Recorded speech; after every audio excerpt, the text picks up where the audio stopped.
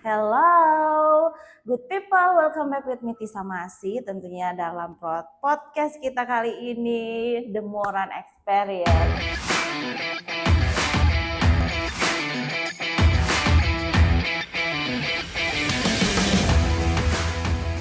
Wah, senang sekali ya hari ini kita sudah kedatangan bintang tamu spesial. Ini senior saya, seorang perempuan yang berprestasi dan juga produktif sekali. Kita kan bincang-bincang seru, ngobrol-ngobrol seru dengan beliau. Dan langsung saja kita sambut, ini dia Kak Widya Ponulele. Hai, tolong lebih keras lagi ya.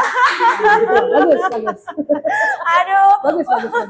Welcome Kak Wi. Halo Tisa. Terima kasih sudah datang ya di Moran Experience Podcast kali ini Kak.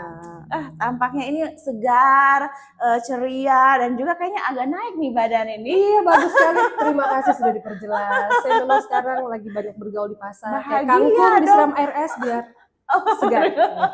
Tapi itu menunjukkan bahagia deh kayaknya, muka berseri-seri, ceria ya. Ya ampun, lama tak jumpa, miss you so much loh Kak. Ibu satu ini udah pensiun dan sibuk dengan aktivitas karirnya dan juga KNPI-nya. Ya, Nah, betul. kita mau bahas-bahas sedikit nih. Mungkin beberapa good people ini belum tahu atau masih awam, pernah dengar-dengar aja tapi belum ngerti itu KNPI itu sebenarnya apa dan fungsinya apa, karena beliau ini adalah ketua KNPI Provinsi Sulawesi Tengah. Wow, keren sekali loh. Dan itu bukan kaleng-kaleng ya, KNPI itu kayak ibunya seluruh organisasi-organisasi itu. Jadi seperti apa, boleh kita tanya langsung sama beliau, ketua KNPI Provinsi Sulawesi Tengah. KNPI itu gimana sih Kak sebenarnya? Jadi sebenarnya, tapi sebelumnya perkenalan dulu ya. Boleh. Saya Widya Ponulele, halo semua teman-teman.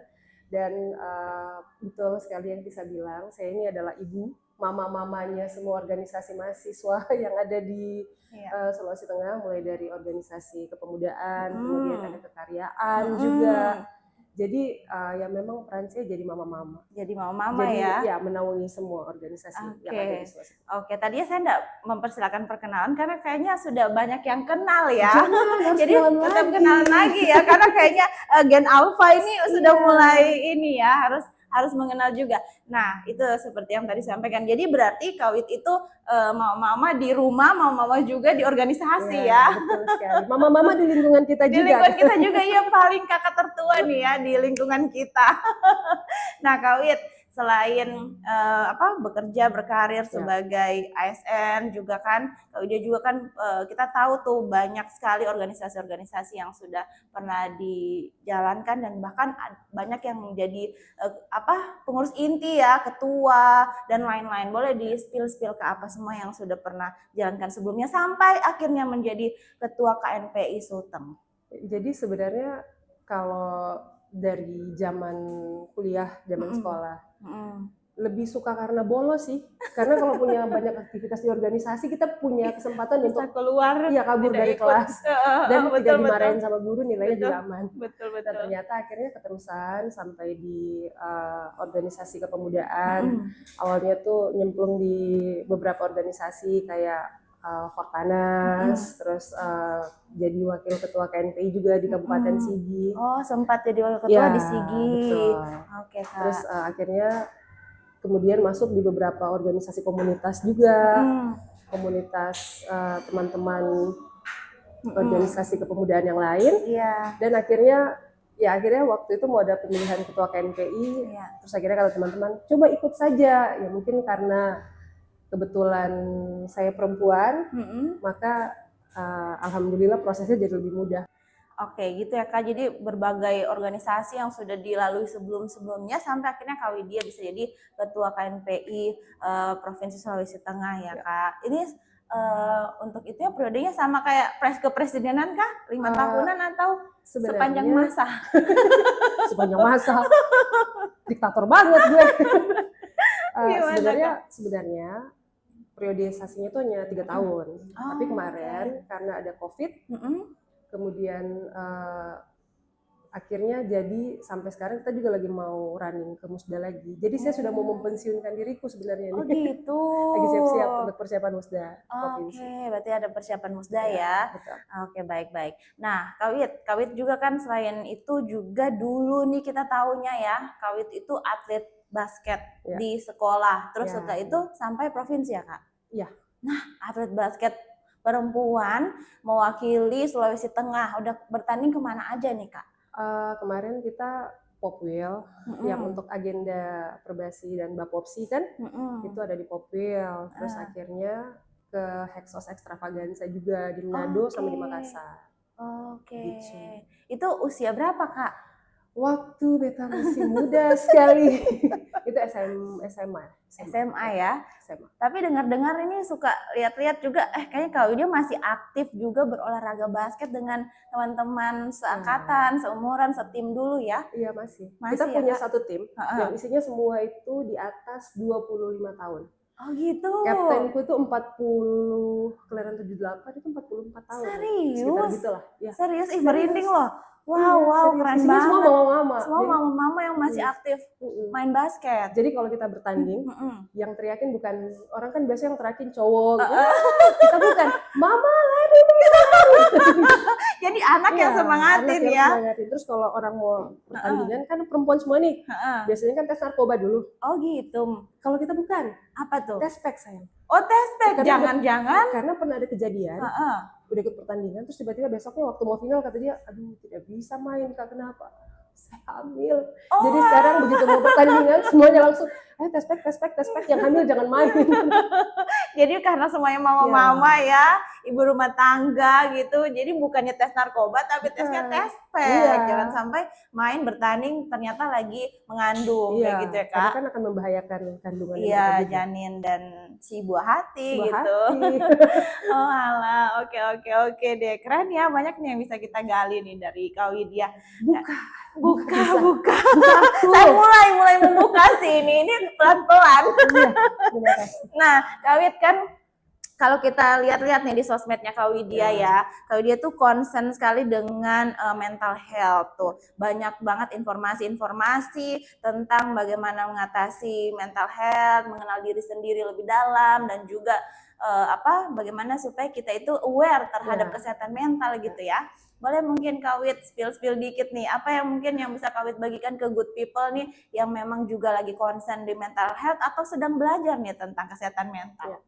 Jadi awalnya Tis, kenapa akhirnya memilih untuk bikin konten? Awalnya sih ya mama-mama sosial media aja ya, yang pengen bikin. Terus akhirnya kemarin waktu gempa, awalnya belum mental health tuh. Awalnya waktu gempa, jadi bikin konten soal edukasi kegempaan.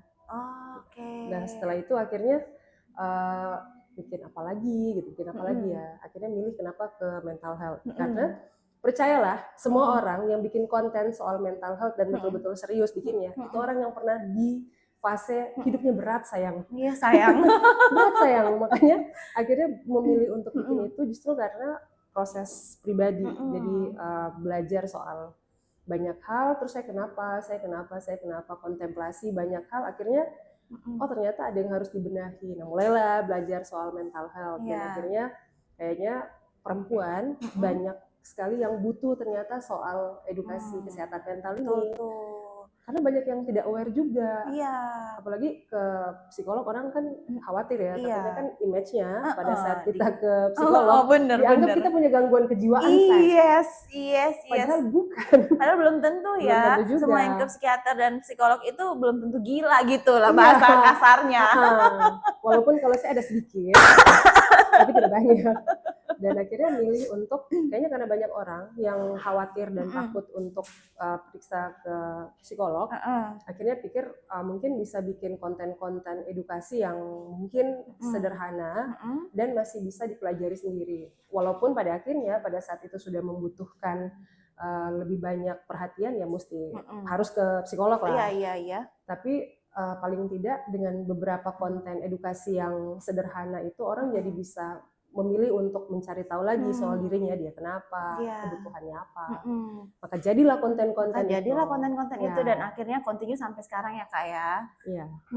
Ya itu sangat banyak. Saya rasa akan sangat banyak membantu sih. Mungkin Kak Widya juga mendapatkan feedbacknya karena sekarang itu banyak sekali memang orang-orang yang ternyata butuh edukasi dan harus mengerti karena kadang dipikir paling biasanya dia bilang kok kurang sembahyang, kurang beribadah, kurang beragama gitu kan. Padahal itu sebenarnya perjalanan yang berbeda ya. Beda banget. Jadi itu yang kadang harus dipahami dan mungkin juga orang-orang dulu itu kayak zaman-zaman bapak ibu orang tua kakek nenek kita itu belum mengerti sampai di situ mungkin kayak kalau sekarang kan orang bisa lebih mengerti diri sendiri dengan belajar dari edukasi-edukasi yang seperti Kak Widya bagikan itu.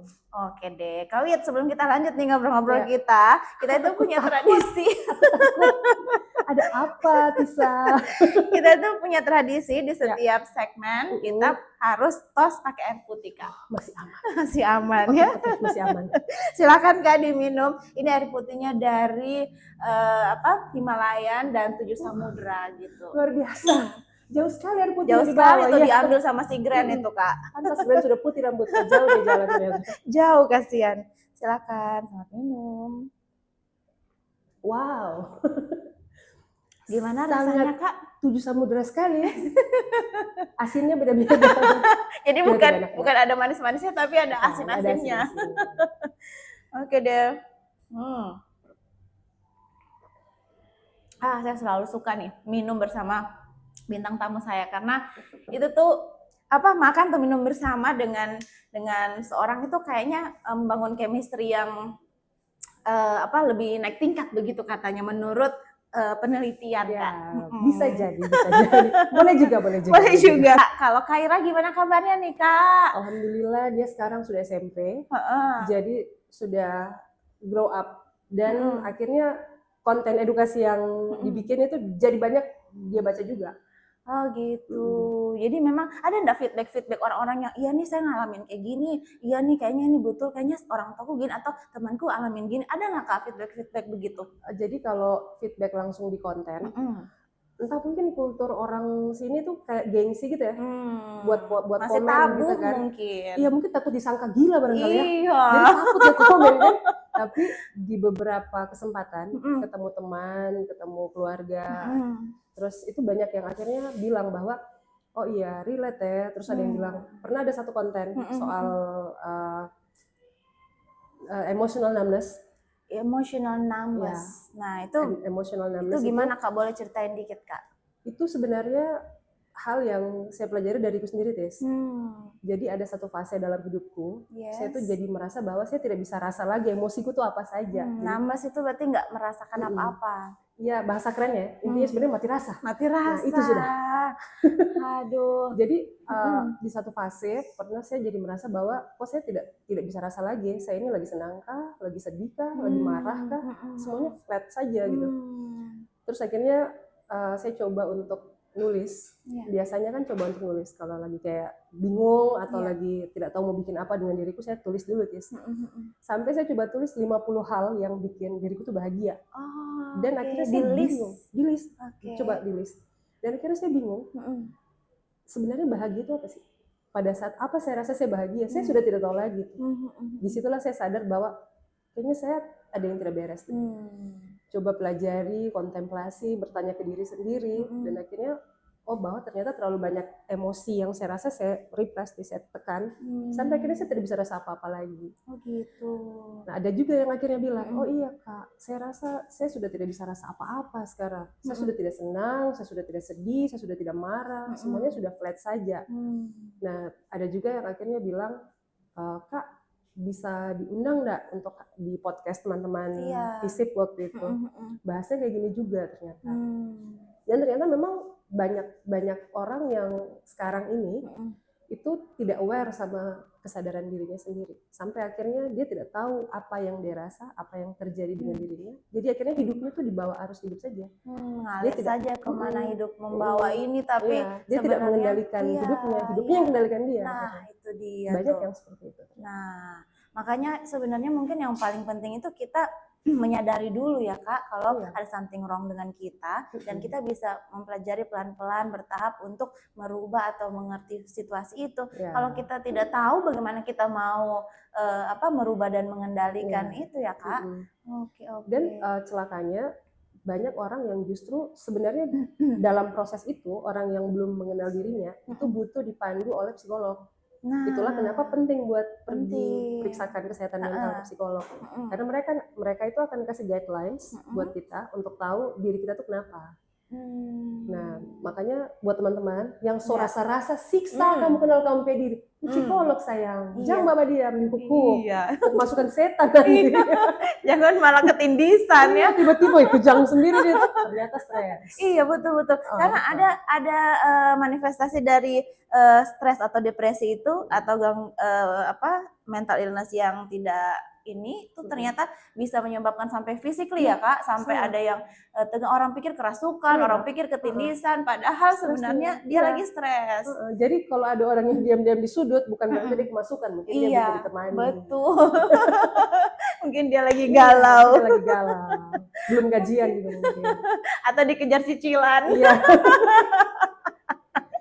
Relate ya? Relate banget ini Kak. Ya. Kita ini kan punya satu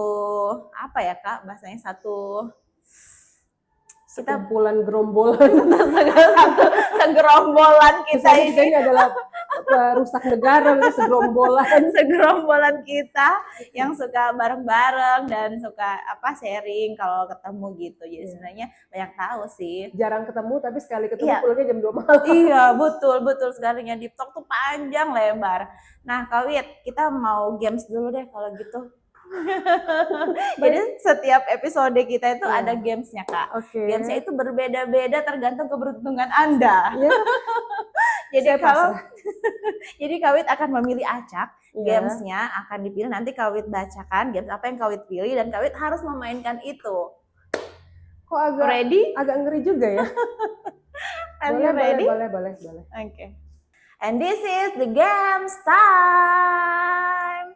Oke deh, di sini sudah ada beberapa pilihan games dan Kak Widya akan memainkan salah satu games yang Kak Widya pilih sendiri, oke? Jangan lupa doa dulu Kak. Ini perasaanku tidak enak ya, jujur lah. Iya, kok kayaknya tidak enak gitu. Baca doa juga kayaknya tidak menolong. Cabut saja. Baca Kak. Oh Tuhan, Grand nggak dapat tulisan ini Grand.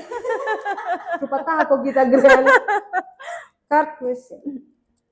Card questions. Card questions berarti gamesnya itu Kak Widya harus menjawab pertanyaan-pertanyaan yang ada di kartu. Nah jadi Kak, kan kita tuh punya segerombolan ini ya. Jadi Kak Wid ini mungkin akan banyak seputaran segerombolan kita. Jadi Kak Wid harus menjawab setiap pertanyaan-pertanyaan di sini nih. Kan segerombolan ini punya berbagai karakter dan Kak Widya itu yang kita tuakan gitu loh, jadi emak kita gitu. Jadi Kak Wid yang akan menjawab setiap pertanyaan dari kartu ini. Kak Wid paling suka angka berapa Kak?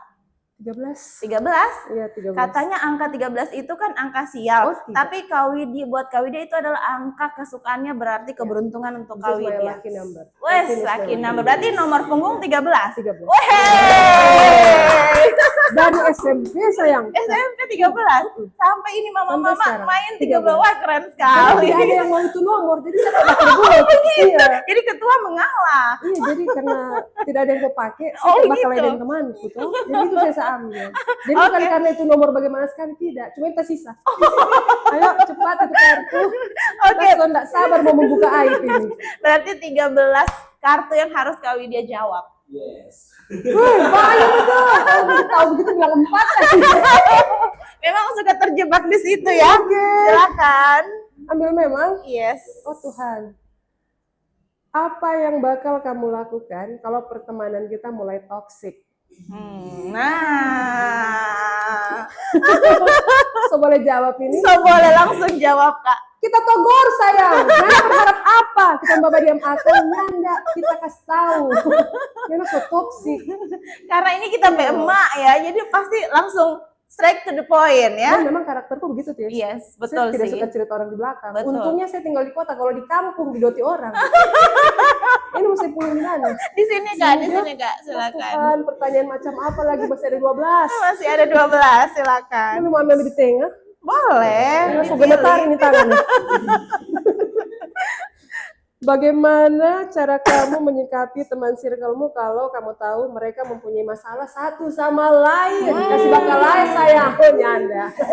Kasih baku sengel. Bawa di lapangan. Baru begini, bilang begini, coba pegang hidungnya, coba pegang telinganya, aku pukul. Kasih baku depan, baru bilang dia bilang kok begini. Baru tuh dia bilang kok begitu. Abis itu lari karena apa? Kita dapat pukul. Aduh, ya pasti diajak cerita lah. Dipanggil cerita lah. Itu apa masalahmu berdua? Cerita kok, jangan bercerita jangan di belakang. Oh, masih 11. Masih 11 Kak. Udah paling bawah lagi, masih banyak sayang. Wajar gak sih jika di circle pertemanan selalu ada di pojokan? Tidak lah, nganong bataman tuh apa bagus kasih pojok. Di warung pojok sana ada warung situ. Warung pojok. Yang tahu ini generasi milenial apa? Iya sih. Anak-anak sekarang soalnya tahu warung pojok. Ceritakan apa hal yang kamu bangga lakukan dulu, tapi sekarang bikin kamu pikir kenapa kamu lakukan hal itu. Ada. Apa itu kayak? Serius ini. Waktu kuliah, zaman itu kan orang suka bikin rambut Harajuku style. Ingat nggak? Tahun 2003, iya, 2004. Betul, yang nabrak-nabrak. Terus yang rambut miring kayak iya, miring, betul. GMTV. Jepang itu lagi in sekali ya. Rambut ini berombak teman-teman. Terus karena saya mau sekali ke Senbagaya, saya kasih lurus rambutku tuh. Habis di rebonding mahal-mahal, dipotong. Di sini naik 1 senti, di sini agak-agak panjang lah. Jadi modelnya kayak Ayu Garasi dulu. Atau miring begini. Iya. Foto bangga sekali, ngeband bangga sekali. Nah, sekarang begitu saya lihat ulang itu foto, Tuhan kenapa ki Andika kangen band? Kemar. Iya, kenapa juga saya potong begitu? Iya, bikin sesak dada. Hitung jauh berapa lagi? Nanti dikirim kan? Oh iya, bisa kirim. Dikirim ya, kita tampilkan. Iya, betul. Nanti kamu nilai sendiri si Andika kangen band. Oh Tuhan, apa peninggalan mantan kamu yang paling kamu kenang? Saya tidak ikut campur. Ini sakit hati saya. Ini yang peninggalan mantan yang paling kita kenang. Kayak kita namnes tadi, mati rasa kita lupa ini apa yang dia kasih. Mungkin namnes itu peninggalannya. Iyo, sakit hati. Iyo, kurang ajar. Iyo, hitung kisah berapa? Berapa ya? 1, 2, 3, 4, 5, 6. Masih banyak saya. Masih banyak sayang. Momen apa yang bikin kita jadi dekat? Nah, momen apa tuh Kak? Momen siaran. Jadi waktu itu kita ikut satu audisi presenter. Terus karena kita anak bungsu, ternyata dalam stasiun TV itu ada senioritas, guys. Ya, ini rahasia umum ya. Mungkin teman-teman penyiar yang senior juga dulunya pernah rasakan itu. Mungkin. Ya nggak mungkin, pasti. Kita memperhalus, dia mau mempertegas. Karena ya itu kan orang kalau dijajah sama-sama, biasanya jadi dekat tuh. Nah akhirnya karena momen bukan dijajah sih, kita belajar sama-sama ya. Mulai dari yang tidak tahu apa-apa digembleng sampai harus tahu. Jadi yang tidak pernah diajar langsung diceburin gitu kan. Betul. Nah dari situ kita jadi dekat. Mungkin karena penderitaannya sama. Senasib. Kakak-kakak, I love you. Sarang beo. Kayaknya kalau bagian langsung baca semua ini. Apa hal yang sedang kamu perjuangkan saat ini? Dari dulu sampai sekarang cuma satu. Apa tuh? Anak. That's the only thing.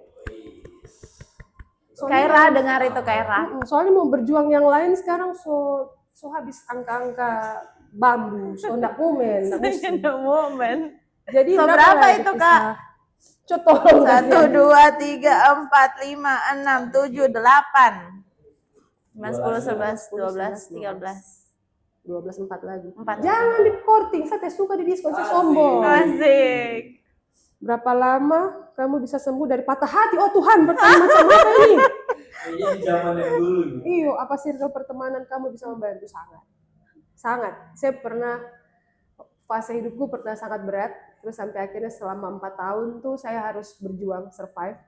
Dan yang paling membantu itu ada 2, keluarga dan teman-teman. Termasuk waktu saya ketemu Tisha, kita lagi audisi di televisi itu, di TV itu, sebut saja TVRI. Sebut saja brandnya. itu saya lagi dalam proses healing dan ternyata kumpul sama mereka yang umurnya jauh dari saya itu sangat membantu proses healing itu. Tepuk tangan dong, Glenn. Ana jangan coba bekas tepuk tangan. Berat ini Glenn. 4 lagi ya, 3 lagi lagi. berarti. Pernah cemburu kalau teman kamu punya lingkungan baru? Tidak sih. Punya lingkungan baru. Iya. Itu teman yang toksik kayaknya kalau cemburu itu. Karena lingkunganku, teman-temanku juga ya kita kan sama-sama teman-teman kita banyak kan. Jadi karena pasti akan ada satu saat kita akan ketemu lagi gitu. Jadi misalnya lagi sibuk dengan teman-teman ini, kita sibuk dengan teman-teman ini, pasti ada satu waktu kita akan baku cari. Betul sekali, setuju. Kebutuhan gosip sayang. Ada cerita baru, kita gosip. Masa yang baku cari. Betul. Nah, 3, 2 lagi. 2 lagi. Kenapa dipendam terus? Rupa tahu sekali ini kartu. Karena mau baca cerita belum tentu orang mau mengerti. Dan belum tentu semua orang. Dalam. Belum tentu orang mau tahu orang bermasalah karena mau bantu. Biar itu mbak gosip. Betul. 1 terakhir Kak. 1 kah 2? 1 Jo? 2, boleh lah 2. Menurut kalian 10 atau 2 tahun lagi kita masih bisa kayak sekarang nggak? Harusnya masih sih. Harusnya masih sih Kak. Harusnya masih, kecuali diambil Tuhan ya. Tapi kalau masih hidup sama-sama pasti masih akan Iya begini. sih. Berarti ada planning apa nih rencananya ke depan buat circle-nya lagi? Walaupun planningnya tidak jadi-jadi, mau kumpul katanya tukar kado dekat Natal kemarin tidak jadi. Terus mau kumpul juga arisan tidak jadi. Ini mau buka bersama. Kita ragu juga mau jadi. Tapi kita yakin pasti akan ada situasi yang bikin kita berkumpul. Terakhir Grand ya, langsung cabut Grand. Seandainya sahabatmu selalu menyusahkanmu, akankah pertemanan ini kamu pertahankan? Dipertahankan ya, tapi pasti kita tegur. Karena jangan terlalu bikin susah. Kalau nggak masih bikin susah dan kita kasih jelas Jo, nggak ini mau masih buat teman atau mau cari donor. Karena yang kasih susah itu hanya negara tertinggal ke donor. Iya, coba catat. Atau nyada. Kasih ada quote-quote-nya Widya Ponulele no. Jangan kita kasih susah orang sayang. Mau dapat cibir. Mau dapat cibir nggak ada yang mak mau cubit nanti. Cubit nggak ada usus pakai tang. Oke deh Kawit, tadi kan sempat spill sedikit nih ya. Waktu rambutnya Harajuku style itu kan Kawit lagi zaman-zamannya ngeband nih. Tadi kita belum bahas ya kalau Kawit itu adalah vokalis band loh di masa itu terkenal sebelum jadi penyiar TV or I. Itu sebagai band pengisi acara di TVRI ya Kak ya. Band apa namanya Kak? Di spill dulu. Jadi bandku tuh sebenarnya ada by project. Ada yang indie. Oke. Jadi yang indie itu dulu waktu kamu Mama baru lahir ada satu band indie Hip Skater itu zaman sama Mercury, Kasat, band itu seangkatan semua. Sama Kabelota itu pasti zaman-zaman dulu tuh tahu nih. Ini papanya Grand tuh. Grand Papas tuh. Jadi waktu itu bandnya indie, tapi punya band by project juga. By project. Jadi salah satu project kan itu adalah band yang akhirnya main di stasiun TV TVRI. Yang indie apa yang by project? By project. Oh yang by project yang TVRI ya kayak. Karena waktu itu orang belum pada main jazz. Oh ini genrenya jazz. Orang waktu di tahun itu 2009-2010 belum main jazz kan. Nah kita udah main jazz di situ. Oke, keren loh. Itu zaman dulu jazz kayaknya masih awam sekali. Terus waktu itu kan sebenarnya karena desakan uang tuh. Kita pertama kali band yang akhirnya jadi home band buat nikah-nikahan, buat wedding. Wedding singer gitu. Oh, berarti Kawit nyanyi di wedding-wedding juga? Butuh uang sayang, iya. Oh, kita nggak tahu yang itu. Taunya cuma TVRI. Nah, tapi yang pertama kali di tahun itu lumayan ya. Karena dari satu wedding itu range-nya itu kalau dibagi itu sekitar 300.000 per event. Per orang per event. Plus makan. Yes. Berapa Kak? 300.000. Lumayan loh. Itu tahun berapa ya? 2007 sampai 2011. Oh, lumayan. Seminggu itu bisa ada 3 wedding. Wow, berarti waktu itu yang kalau Kawit yang nyanyi wedding tuh, wedding singers bandnya, home bandnya wedding, Papi share dokumentasinya tuh. Iya, kayaknya Iya. sama Ozian Verbalians. Oh Randy iya, Basso. betul. Ih, keren loh. Terus Iya. band-band dulu itu keren-keren, maksudnya berkualitas gitu Pasti. kalau bisa ya. Sombong saya. Sombong. Ini boleh sedikit dong suaranya. Nah, gitu yang mau saya bilang tadi. Apa mau dinyanyikan saya? Fly me to the moon and let me sing. Apa lagi? Among the stars. Sudah cukup sayang. Waduh, banyak sekali prestasinya ya. Dulu ketos Mansa tuh ya, yang paling fenomenal ya. Tukang demo. Tukang demo. Terus udah gitu ketua KNPI, atlet basket Sulteng, terus juga vokalis punya band indie tuh berarti aransemen sendiri, ciptain sendiri ya. Dan juga genrenya jazz yang masih jarang sekali waktu itu di Palu, keren sekali. Tapi beda, yang indie tuh justru tahu nggak alirannya apa? Apa? Tekno progresif. Oh, dulu sudah ada tekno progresif. Kita Hip Skater itu, nama bandku kan Hip Skater. Itu Itu band pertama yang pakai sampling di Palu. Sampling Dan tuh itu pakai gimana sampling. sih? Sampling tuh gimana? Bukan enggak, sini deh. Sampling karena musiknya techno, jadi kita harus pakai sampling. Karena kalau tidak pakai sampling, soundnya keluar tidak akan bagus. Makanya pakainya sampling, pakai metronom. Jadi kalau latihan tuh semuanya pakai metronom biar ketukannya sama. Oh gitu. Coba nyanyi dikit dong lagu indinya. Saya so lupa ini Tuhan ya. So lama sekali kesian. 15 tahun lalu, 20 tahun lalu ya ada. Iya. 2000 berapa ya terakhir kita keluar lagu tuh 2009 2010 deh. Sudah 15 Nanti saya tahun kasih lalu. rekamannya. Boleh. Sombong saya ini, Rekamannya, saya suka bikin sombong. rekaman fotonya, terus ini semua biar dilihatin lah Iya ya Kak dong. di podcast kita nih. Iya dong. Ada lagi yang mau ditanya? Apa jebak lagi cepat. Kayaknya boleh request ini game satu lagi nggak? Apa Oh, tuh? Tuhan. Kita cuma main-main. Airnya di dalam tas ini boleh nggak sih? Hah? Airnya dalam tas lagi. Itu tong sampah sayang. Bukan tas. Jangan deh. Bisa tahu betapa saya sangat berantakan. Tapi kalau mau dibongkar terserah, cuma kalau ada beberapa item yang sensitif nanti dititip, jangan kabur-kabur, nanti kabur-kabur. Boleh emangnya, permisi Kayak dulu. penjual bakso borak. Boleh sini nanti saya pilih mana sekesempatan yang tidak. Oke. Sumpah saya ini anaknya berantakan sekali guys. Serius. Diangkat dulu tasnya Kak. Titit. Iya. Handphone. Oke. 2 dong. Iya dong. Sombong. Headset. Oke. Kayaknya ini deh adiknya pebasket sombong. Iya. Power bank. Powerbank. Masih normal. Amplop kulu-kulu. Apa tuh isinya? Vitamin. Oke, vitamin apa nih ya ibu-ibu, emak-emak Iya, ya? mama sudah kalau tidak minum vitamin gemetar jalan naik tangga sayang. Bisa bikin podcast naik tangga. Charger. Oke. So tua tuh so tidak bisa minum manis. Apa Gelas tuh? stevia. Enak gak sih itu Kak? Saya baru mau beli. Nanti coba. Enak. Coba. Itu yang biasa atau yang gula aren? Biasa. Oke. Liptin. Ajaib tuh baru ini mau liptin. Iya leh. Kunci Jarang-jarang orto. makeup nih Kak Widya. Iya betul. Kalau ketemu di jalan kamu tak kenal saya. Soalnya dulunya tomboy. Foto visa. Foto apa? Foto waktu bikin visa ini kasihan. Spill dong Kak. Kayak mama-mama pengajian. Ini seneng banget nih kalau dapet aib nih Kak. Iya ini foto-foto mama-mama pengajian. Coba lihat ya. Oke. Kasihan. Lebar ini muka. Uang koin. Uang 1.000. Habis ya? Habis. Oke. Aduh seru sekali. Astaga. Masukin dulu Kak. Jebakan macam apa ini? Tidak ada yang lebih berat lagi. Ini so Hanya ini aja grand gitu. ini aja Grand kemampuannya. Maaf ya. Sombong anaknya. Ya lagi apa? Ini nih ya, biasanya saya tuh selalu penasaran Kak Widya itu memang bola matanya secoklat itu ya. Itu asli apa pakai solvent sih? Oh, Coba asli. tuh di zoom, matanya tuh coklat sekali. Asli ya. Tapi kakakku itu matanya lebih coklat lagi. Oh ya.